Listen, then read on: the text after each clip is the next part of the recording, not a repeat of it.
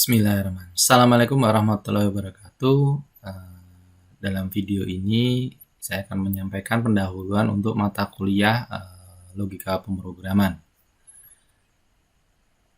Jadi tujuan dari pemrograman dengan menggunakan komputer adalah untuk dapat menyelesaikan masalah dengan membuat perangkat lunak atau aplikasi yang dapat bekerja secara otomatis. Jadi kuliah kita logika pemrograman adalah terkait dengan pemrograman komputer. Sehingga harapannya adalah nanti setelah Anda menyelesaikan mata kuliah ini, Anda dapat membuat aplikasi meskipun masih sederhana ya, untuk dapat menyelesaikan masalah dan bekerja secara otomatis. Itu yang perlu kita cermati ya. Kata kuncinya adalah menyelesaikan masalah, aplikasi atau perangkat lunak dan otomatis. Kemudian kata kunci lain ada dalam pemrograman komputer ini adalah yang pertama logic atau logika. Jadi sebetulnya kuliah ini bukan hanya terkait dengan pemrograman komputer, tapi adalah logika berpikir. Karena membuat program itu memerlukan logika. Jadi sebetulnya kita adalah belajar logika, belajar berpikir. Jadi cara berpikir ini yang mungkin perlu menjadi perhatian, karena mata kuliah ini bukan hafalan gitu, bukan kalau kita lihat contoh kemudian nanti contoh itu akan bisa kita gunakan untuk yang lain. Tidak, contoh itu harus kita adaptasikan, contoh itu harus kita transfer untuk menyelesaikan masalah yang lain gitu. Ya, sehingga itu tadi belajar berpikir. Kemudian jelas programming atau pemrograman untuk komputer itu kita lakukan dengan menggunakan coding, dengan menggunakan kode-kode melalui proses coding. Kemudian untuk bisa memprogram komputer dengan coding itu perlu algoritma namanya. Bagaimana menyusun tahapan-tahapan atau langkah-langkah untuk suatu aktivitas. Dan computational thinking. Jadi berpikir komputasional ya, meskipun kita manusia tapi dengan logika dan berpikir komputasional ini akan membantu kita dalam menyelesaikan masalah kita. Kemudian bagaimana kita belajar dalam kuliah ini? Yang pertama adalah pembelajaran yang berpusat pada mahasiswa atau student centered learning, kemudian yang kedua adalah problem solving, yang ketiga adalah online learning. Yang pertama ini adalah pembelajaran berpusat pada mahasiswa atau kita sering kenal sebagai student centered learning. Jadi pembelajaran berpusat pada mahasiswa ini adalah sebenarnya pendekatan pembelajaran yang mendorong mahasiswa untuk aktif, ya, untuk aktif dalam merekonstruksikan sikap, pengetahuan dan keterampilan untuk memenuhi capaian pembelajaran. Nah, di sini kata-kata kuncinya bisa kita lihat aktif. Jadi orang belajar itu memang harus aktif ya. Untuk merekonstruksikan bahwa kalau kita belajar itu kita sebetulnya membangun sikap, membangun pengetahuan dan membangun keterampilan, bukan menerima ya, belajar itu bukan menerima pengetahuan, tapi adalah membangun pengetahuan dan keterampilan, sehingga perlu aktif. Kemudian apa yang kita bangun adalah sesuai dengan capaian pembelajaran yang dirumuskan untuk mata kuliah ini. Nanti kita lihat satu persatu. Kemudian, ini adalah ilustrasi ya. Saya mengilustrasikan tadi ini untuk menjelaskan apa bedanya antara pembelajaran berpusat pada mahasiswa dengan pembelajaran yang berpusat ke dosen atau ke guru. Nah, ini adalah analogi atau persamaan ya, perumpamaan untuk proses pembelajaran yang sifatnya penyampaian materi. Jadi seolah-olah bahwa pengetahuan itu adalah sesuatu yang bisa diserah terimakan. Jadi pengetahuan di sini seolah-olah seperti air teh, yang air teh itu kalau dituang ke cangkir ini adalah pembelajar gitu, mahasiswa, itu bisa ditampung semuanya. Ya, jadi prosesnya adalah proses serah terima. Nah, padahal pada kenyataannya adalah pada saat kita belajar dari sebuah sumber yang sangat menarik sekalipun, yang sangat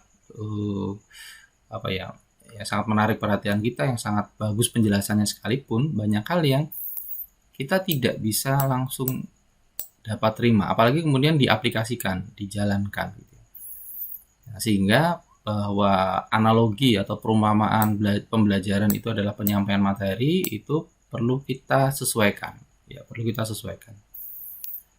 Jadi bagaimana kalau misalnya kita menganggap bahwa belajar itu adalah seperti ini ya. Belajar aktif itu adalah bahwa mahasiswa itu seolah-olah seperti tumbuhan. Tumbuhan itu kan bisa dapat tumbuh ya. Tumbuhan yang tumbuh. Kemudian apa yang dilakukan dosen itu adalah sebetulnya menyiram gitu ya. Jadi penjelasannya begini. Tanaman atau tumbuhan itu kan sebetulnya tidak perlu dirawat juga bisa tumbuh. Tapi supaya tumbuhnya cepat, kemudian bisa menghasilkan buah yang bagus gitu ya, misalnya itu adalah tanaman buah atau bunga yang cantik, maka perlu adanya perawatan, misalnya disiram, diberi pupuk, dibersihkan dari gulma-gulma di sekitarnya, kadang-kadang perlu dipotong batangnya dan seterusnya. Nah, sehingga asumsi ini, analogi ini adalah mengasumsikan bahwa Anda bukan tanaman, tapi maksud saya adalah sebagai pembelajar itu seolah-olah seperti tanaman yang sebetulnya bisa tumbuh berkembang sendiri. Artinya secara ekstrem, bahkan saya katakan terus terang saja, Anda tidak harus ikut kuliah ini kok untuk bisa logika pemrograman, untuk bisa memprogram komputer. Tapi bahwa dengan kuliah ini Anda belajarnya lebih terstruktur, bahwa ada saya yang membantu Anda pada saat ada hal yang mungkin tidak jelas, sehingga perkembangan Anda itu bisa lebih terarah, lebih terstruktur, dan lebih cepat. Karena dari pengalaman saya sendiri pada saat belajar mempelajari sesuatu, yang paling sulit sebetulnya adalah memilih bahan belajar. Bahan belajar mana yang sesuai dengan level saya, bahan belajar mana yang cocok dengan saya, itu maksudnya bahasanya sesuai dengan saya, kemudian menarik untuk saya, ini itu yang sulit. Dan menstrukturkannya itu yang lebih sulit lagi. Kita sekarang di Google bisa mencari apapun, tapi menstrukturkannya supaya mudah untuk dipelajari, nah itu sebetulnya salah satu tugas kami. Jadi tugas kami adalah mengarahkan Anda, menstrukturkan apa yang dipelajari, mengecek sejauh mana Anda sudah menguasai sesuatu, dan sebagai tempat bertanya Anda. Kira-kira seperti itu. Jadi bagaimana kalau kita menganggap kelas kita seperti ini, gitu. Seperti sebuah perkebunan. Anda akan tumbuh masing-masing, saya akan lebih berperan memfasilitasi Anda untuk tumbuh, gitu. Kira-kira seperti itu. Nah, itu dituntut apa? Dituntut tentunya adalah tadi kembali ke pembelajaran berpusat pada mahasiswa itu adalah aktif, kata kuncinya. Aktif membangun sikap, pengetahuan, dan keterampilan. Jadi bukan hanya pasif menerima begitu saja. Nah, sehingga menurut saya belajar itu adalah learning by doing. Belajar dengan melakukan sesuatu gitu ya. Tapi ternyata tidak cukup hanya itu. Belajar itu juga bisa dilakukan dengan berpikir, thinking, dengan reflecting atau merefleksikan, dan interacting. Berinteraksi dengan teman Anda, berinteraksi dengan saya, berinteraksi dengan orang lain itu juga sebetulnya adalah proses belajar. Nah, jadi kalau kita lihat satu persatu secara sekilas gitu ya, doing, ya kita tentu tahu misalnya untuk hal yang sifatnya keterampilan. Contoh saya ambil yang gampang terlihat aja. Orang tidak akan bisa renang tanpa nyemplung di kolam renang atau di sungai atau di laut gitu. Jadi memang belajar dengan tindakan gitu. Dan ini tidak hanya untuk yang keterampilan fisik, tapi juga keterampilan berpikir gitu. Nah, kemudian belajar itu juga bisa dilakukan dengan memikirkan, berpikir, dengan menganalisis, dengan melakukan sintesis, dengan bereksperimen gitu ya. Ini kombinasi antara doing dengan thinking. Itu adalah proses belajar juga. Kemudian yang ketiga adalah belajar itu adalah juga dengan berefleksi, menghubungkan antara pengalaman kita dengan apa yang kita pelajari. Oh kita tahu apa? Oh ternyata yang pelajari, oh ya ada relevan. Oh ini saya lihat di sekitar saya ada seperti apa. Oh ini hubungannya dengan kuliah saya seperti ini dan seterusnya. Dan terakhir adalah interacting. Salah satu yang ini kan salah satu yang kita juga sering dengar itu kan belajar yang paling bagus adalah dengan ngajari orang lain. Ya kenapa? Karena dengan menjelaskan kita sebetulnya memformulasikan sesuatu itu di otak kita gitu. Jadi dalam pemikiran menstrukturkan sesuatu itu supaya lebih mudah dipahami oleh orang lain. Itu adalah suatu proses belajar juga. Proses interaksi yang lain adalah misalnya kita melihat orang lain menghasilkan suatu produk pembelajaran gitu. Ya, kita bisa melihat oh produk itu bagus maka saya akan mencontohnya. Atau sebaliknya produk itu kok ada kurangnya ya. Nah, saya akan menghindarinya. Itu juga sebetulnya suatu proses juga. Sehingga nanti dalam kuliah ini Anda juga salah satunya diminta untuk memberi komentar ya, memberi masukan ke teman Anda terkait dengan hasil pekerjaannya. Kira-kira seperti itu juga termasuk belajar. Jadi saya ulang lagi, belajar itu dengan mengerjakan sesuatu, dengan memikirkan sesuatu, dengan merefleksikan sesuatu, dan dengan berinteraksi dengan orang lain. Itu semua adalah proses belajar.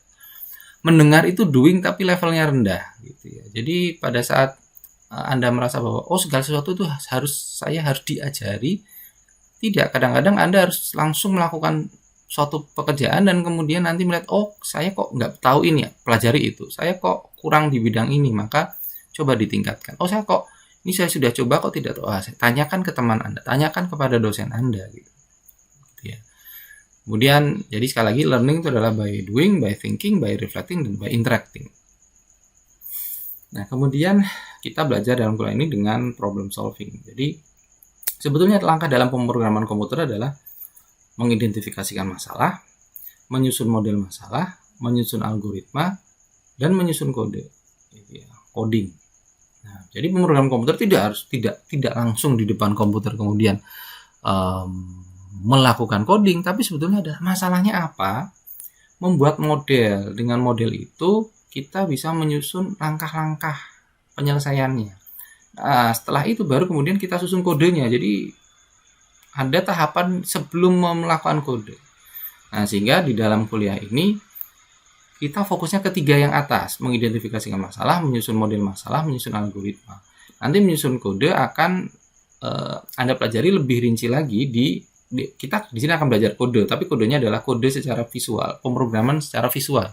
Bukan teks ya. Ya nanti kalau Anda belajar teks nanti di praktikum pemrograman komputer di semester yang kedua, kita fokusnya ke identifikasi masalah, menyusun model masalah, dan menyusun algoritma.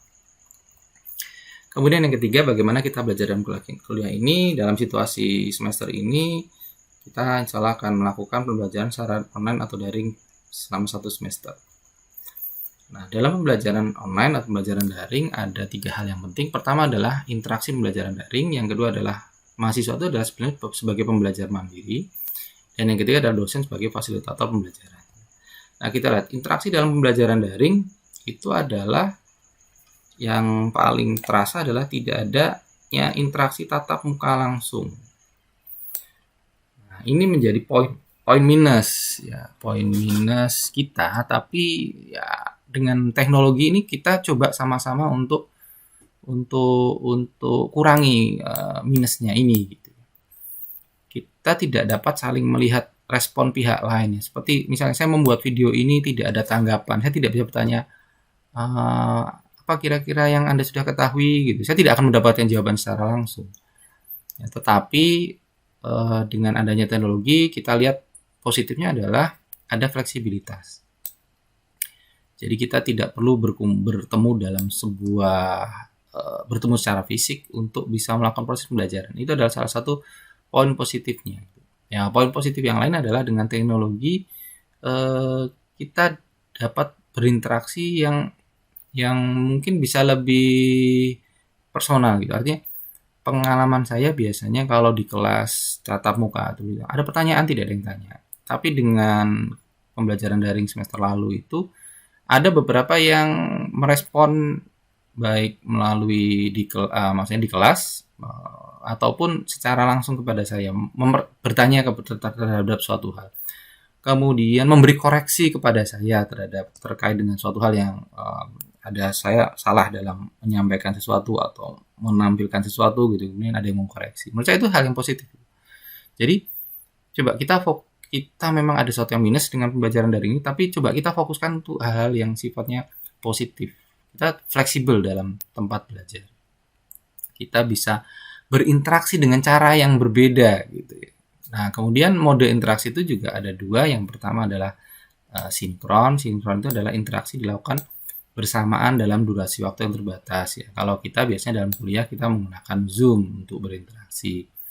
Kemudian yang kedua adalah interaksi asinkron ya, yang dilakukan secara tidak bersamaan. Anda tidak harus langsung merespon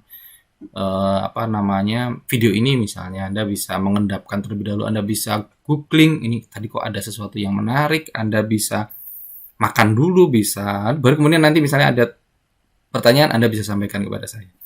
Misalnya setelah video ini ada misalnya adalah setelah suatu video ada penugasan, Anda bisa mengerjakannya dengan lebih santai, lebih tenang, bisa harapannya juga lebih fokus dan seterusnya. Ada fleksibilitas waktu belajar. Nah ini sehingga sekali lagi coba kita fokuskan ke hal yang positif ya. Kita coba manfaatkan kelebihannya sambil mencoba untuk mengurangi kelemahan pembelajaran daring ini sekecil mungkin. Jadi kita kembangkan kelebihannya sebanyak mungkin dan kita coba kurangi kelemahannya sesedikit mungkin. Ya, tidak mudah tapi ini juga proses belajar. Ini juga proses belajar bahwa setelah Anda lulus dari kuliah, Anda belajar di mana? Ya secara daring gitu. Nah, sehingga ini sebenarnya simulasi pembelajaran Anda nanti setelah lulus kuliah, kira-kira seperti itu. Nah, kemudian mahasiswa sebagai pembelajar mandiri itu mestinya mampu mengatur jadwal pembelajarannya sendiri gitu. Terutama untuk yang sifatnya asinkron. Kalau untuk yang sinkron jelas ada waktunya sesuai dengan jadwal kuliah, tapi yang asinkron itu Anda sendiri yang akan belajar. Dan asinkron umumnya bentuknya adalah penugasan. Nah, penugasan di sini adalah sekali lagi tadi learning by doing, by thinking, by reflecting, by interacting. Penugasan itu adalah kesempatan Anda untuk belajar melalui mengerjakan sesuatu, gitu.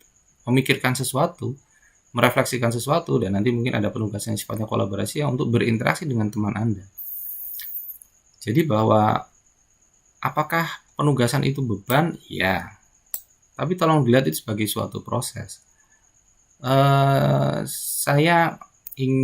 Salah satu komitmen saya adalah saya ingin memberikan kesempatan Anda untuk melakukan kesalahan. Artinya pada saat Anda mendapatkan tugas itu tidak harus segala sesuatu itu langsung bagus, langsung selesai dengan langsung saya nilai, tidak.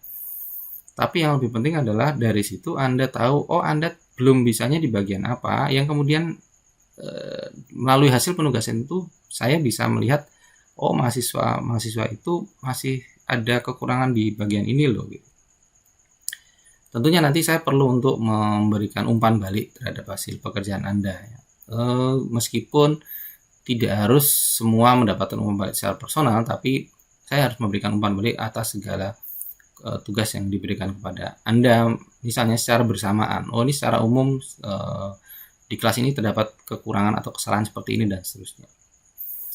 Kemudian, sebagai pembelajar mandiri, Anda mampu memilah ide atau gagasan, membentuk pemikiran sehingga memiliki materi pembelajaran sendiri melalui eksplorasi mandiri. Sekali lagi kita memiliki keterbatasan di satu sisi bahwa kita tidak bisa tatap muka, tapi sebetulnya kesempatan Anda untuk bereksplorasi secara mandiri itu terbuka secara luas. Sekarang pengetahuan itu sudah bukan hak eksklusif sekelompok orang saja, tapi dimiliki oleh semua orang. Kemudian Anda berdialog secara interaktif dengan teman Anda, dengan dosen Anda, dan berkolaborasi dengan teman-teman Anda. Dan sebagai pembelajar mandiri, maka Anda mampu merefleksikan pengalaman pembelajaran. Oh, kemarin waktu di awal pembelajaran saya kok belum tahu ini, tapi sekarang alhamdulillah saya kok sudah tahu ini, saya sudah bisa melakukan hal ini, tapi kok masih ada yang kurang di bagian itu. Nah, ini perlu kemampuan Anda untuk merefleksikan pembelajaran yang sudah dialami. Dalam kuliah ini maka siapkan kertas, alat tulisan kertas, standar, kemudian ponsel dan komputer. Ya, ponsel dan komputer kalau bisa dua-duanya siap ya. Ponsel biasanya digunakan untuk mengakses Google Classroom atau aplikasi lainnya, menjawab pertanyaan atau berdiskusi daring, kemudian komputer untuk mengakses Zoom, walaupun Anda juga tidak dilarang mengakses Zoom dengan menggunakan ponsel. Jadi mungkin ini ya, ponsel dan komputer kita gunakan untuk semua ini gitu. Kemudian nanti dalam kuliah ini kita akan menggunakan program visual namanya Scratch ya. Nanti Anda bisa googling saja Anda bisa googling Scratch MIT, Scratch dari MIT ya. Kita akan menggunakan itu. Anda langsung membuat akun saja di sana. Tolong gunakan nama asli Anda saat ini ya. Nanti setelah kuliah ini mau diganti namanya terserah, tapi untuk kuliah ini tolong gunakan nama asli Anda pada saat Anda mengakses Scratch. Nanti Anda akan membuat program di sana, Anda akan berbagi dengan teman Anda akan memberikan komentar kepada teman Anda yang lain. Kemudian apa yang akan dipelajari dalam kuliah ini adalah, ini sudah masuk ke hal yang teknis, tipe data, input dan output, kemudian sekuensial, urutan, perulangan, percabangan, kemudian operator logika, fungsi, serta array, dan nanti termasuk adalah pengolahan teks. Ini adalah buku yang saya miliki gitu ya. Anda boleh menggunakan buku apa saja. Scratch banyak sekali bukunya, banyak sekali sumbernya, baik bentuknya tertulis maupun di YouTube. Kemudian sebelah kanan ini adalah lebih ke arah algoritmanya. Jadi untuk pemrograman, logika pemrogramannya seperti apa. Jadi bukan ke programnya tapi ke logikanya. Nah, demikian untuk pendahuluan mata kuliah logika pemrograman ini. Kita sudah melihat tadi beberapa hal terkait dengan kuliah ini, bagaimana kita belajar dalam kuliah ini. Kemudian dengan menggunakan pembelajaran berpusat pada mahasiswa. Kemudian kemudian juga pembelajaran kita melakukannya dengan pembelajaran daring. Kemudian kita belajar juga dengan mencoba menyelesaikan masalah. Terus tadi hal-hal apa saja, bahan-bahan apa saja, dan alat-alat apa saja yang diperlukan di kuliah ini juga sudah saya jelaskan. Ya, semoga membantu Anda dalam menyiapkan kuliah ini, sehingga nanti di akhir kuliah ini Anda mendapatkan satu tambahan kemampuan Anda dalam berpikir secara logis. Itu yang menurut saya paling penting. Yang kedua adalah dapat membuat suatu produk dengan pemrograman. Nanti misalnya bentuknya adalah visualisasi atau simulasi. Dan yang ketiga adalah mendapatkan nilai yang baik. Jadi tujuannya 3 itu. Karena segala sesuatu itu sesuai dengan niatnya. Niatkan tadi ya untuk belajar berpikir logis. Yang kedua adalah untuk dapat menghasilkan suatu produk. Yang ketiga baru nilai.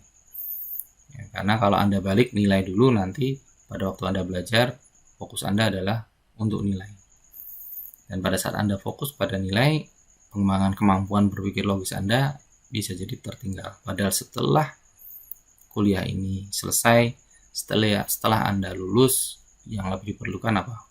Kemampuan berpikir Anda. Dan itu yang menjadi utama. Demikian untuk pendahuluan mata kuliah logika pemrograman ini. Semoga menambah semangat Anda untuk belajar, dan sampai di sini dulu. Wassalamualaikum warahmatullahi wabarakatuh.